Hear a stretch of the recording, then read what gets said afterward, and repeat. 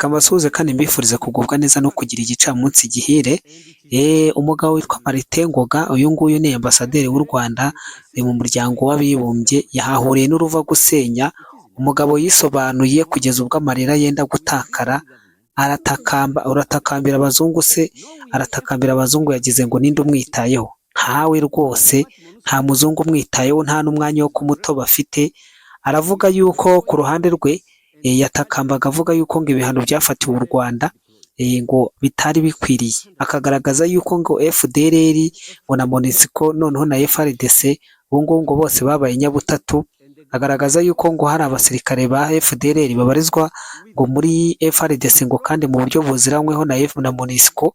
Akongera akagaragaza yuko ngo MONUSCO nayo ngo ifitanye amakuru ngo na FRDC ngo yo kuba hari abasirikare bamwe cyangwa abandi ngo bagiye babitsa ahantu hatandukanye ba Fdrl. Ku rundi ruhande, tugarutse ku rundi ruhande, ingabo za FRDC muri rusange, ndabona ibintu birimo biragenda bifata urundi rwego rwo hejuru. Fdrl is within FARDC and it is known, it is in your reports. Fdrl is assisted by the DRC government. It is there, it is known, it is in your reports. MONUSCO cooperates with the DRC government, with DRC army, knowing Fdrl is within DRC army. And what MONUSCO does, and this is on record, is to avoid units and battalions in which Fdrl is deployed. So which standard is that? That there is a formal military cooperation between a UN force and a government force that has a genocide force within it, as long as they are not kept in the same units. Formally, that is the position of MONUSCO. What does complicity mean if that is not complicity? MONUSCO knows Fdrl units are within FARDC units. What they do is just avoid those. So you can use them elsewhere as long as we don't mix. But you are in the same efforts, same military efforts, same military campaign.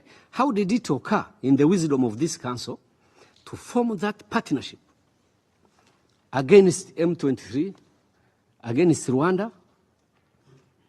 M23 are Congolese who are being expelled from their country. Rwanda is a country that suffered the genocide at the hands of Fdrl, and which has suffered 21 more attacks after 1994. If 21 attacks by a non-state group supported by a state member to the UN, if it does not constitute the reason to activate Article 51 of the Charter, which justifies that? Which threshold exists? 21 attacks in the period of 31 years. If you wanted to know how many times Fdrl has attacked Rwanda, look at how many travel advisories some of your countries have issued. Because every time they attack Rwanda, you advise your citizens not to go to that part of Rwanda. So you can just correct those advisories. You will know how many times Fdrl has attacked Rwanda. And we are being advised to lift our defensive measures when Fdrl has strongholds that Madam Keita is telling us. It happened once to us in 94. We took advice from preachers and hid in churches, and we were slaughtered like cows. Mu kanama k'umutekano k'umuryango w'abibumbye, na ambasaderi w'u Rwanda Maritengoga yari hafi kurira ubwo yashinjaga ibi bihano. Yishinjuraga ko bino bihano bivugwa ko igihugu cye kibidakwiriye kandi ko kitari gikwiriye guhabwa ibihano bingana gutya. Yagarutse ku bisanzwe ku byago by'u Rwanda ndetse n'ibibazo bya Fdrl no gutangazwa nuko ngo nta muntu n'umwe ukitaye kuri ubwo bubeshyi bukabije.